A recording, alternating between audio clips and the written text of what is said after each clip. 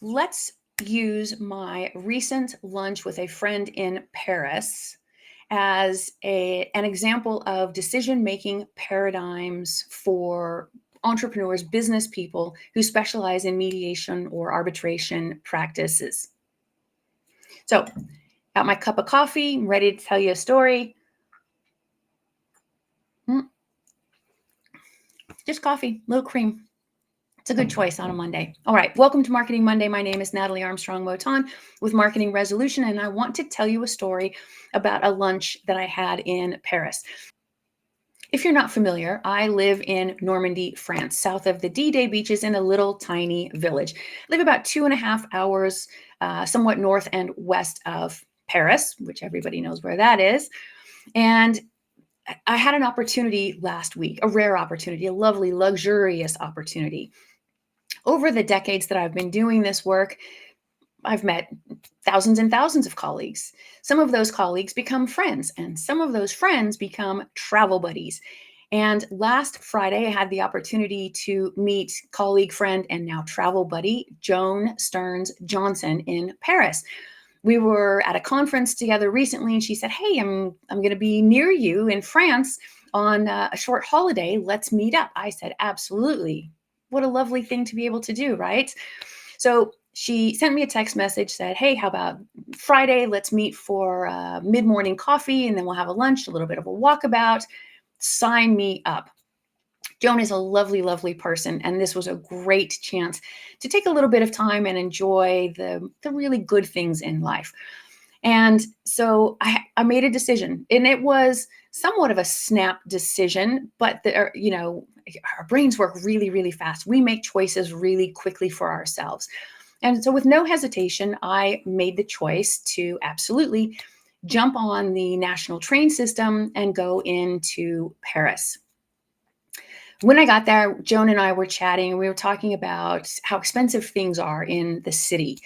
And I happened to mention that my train ticket from my little village into Paris and back was just more than 76 euro, about 80 bucks.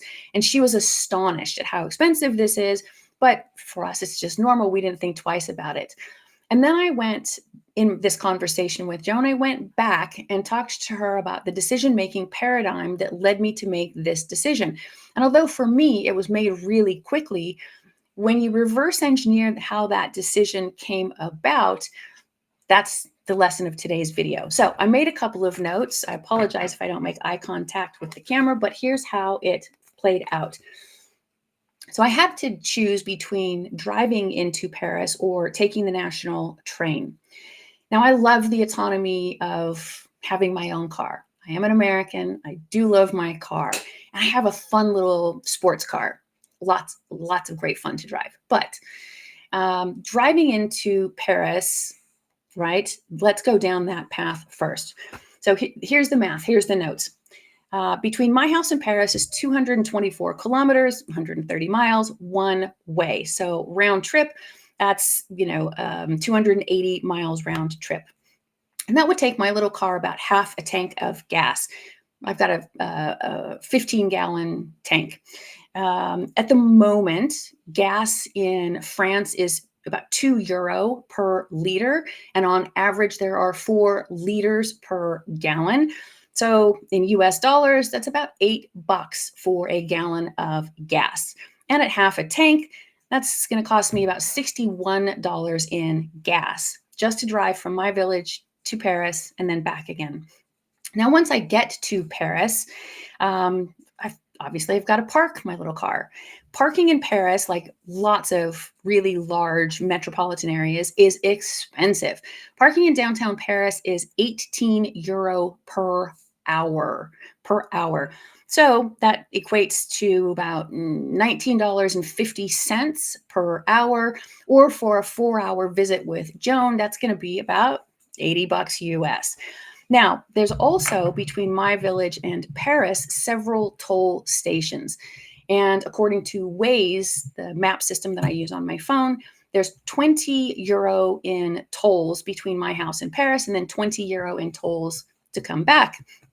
So $61 in gas, $80 for parking, $43 in tolls. I'm into my little drive time for about $183. That's pretty doggone expensive. And that doesn't even take into account the fact that while I'm driving, I'm not productive and I can't work. So that's sort of lost time.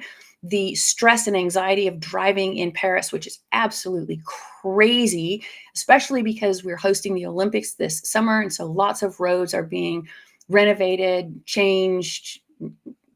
There's lots of construction. Scooters, bicycles, buses, tuk-tuks, delivery guys, motorcycles, cabbies, etc. Driving downtown Paris is one of my least favorite things to do. So that's the drive option.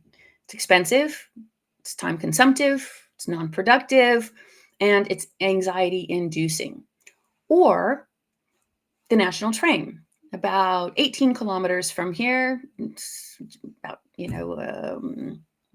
about 10, 12 miles from here is a larger town, Lisieux, and they have a train station.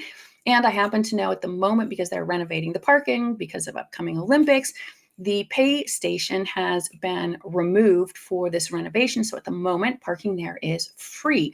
So I could drive 25 minutes, park for free, jump on a train that drops me in downtown Paris at 11 a.m. And the round trip ticket is 76 euro, $80. That's round trip. And on the train, I've got a lovely seat. I've got Wi-Fi. I've got electric lights. There are restrooms. They're not great, but we do have restrooms on the trains. They are heated and somewhat air conditioned, so they are climate controlled. And I can recline my seat, put my feet up on the little footrest, read a book. I could work on my laptop. I can be productive during that train. And on the train, even with 2 stops, it's just 2 hours by train from Lisieux to downtown Paris. So it saves an hour in travel time. All the headache, all the anxiety, all of that gone. And it's half the price. Now, of course, this decision didn't take all of these minutes that it's taking me to explain it. In our brains, we make these decisions really quickly. But that's the decision-making paradigm to get to Paris to have lunch with my travel buddy, Joan. And I started to think about the decision-making paradigms that we as neutrals make for our businesses along that same line. So let's say, for example, that you are looking for software that will help you with case management, with convening, with invoicing, with getting paid, receiving documents, all of those kinds of things. So on the face of it, these apps or these services seem to be expensive. But when you're thinking about your practice development and you simply think of it as the cost of doing business, it is better for us because it's less anxiety, less nervousness. Everything's on one portal and we can see all of our cases. We can manage everything. We upload our intake documents. We receive our briefs. All of those things come together cleanly, all of the invoicing, the collecting, all of our policies, procedures, it's all right there, the calendaring, etc. So to have all of that clean, organized, sort of done and dusted, lovely portal to use, I think that's a very valuable investment in our business. It's not, yes, it's an expense, but the cost versus the return on that investment, I think, is hugely in favor of us being a winner. It's also a more seamless option for our clients.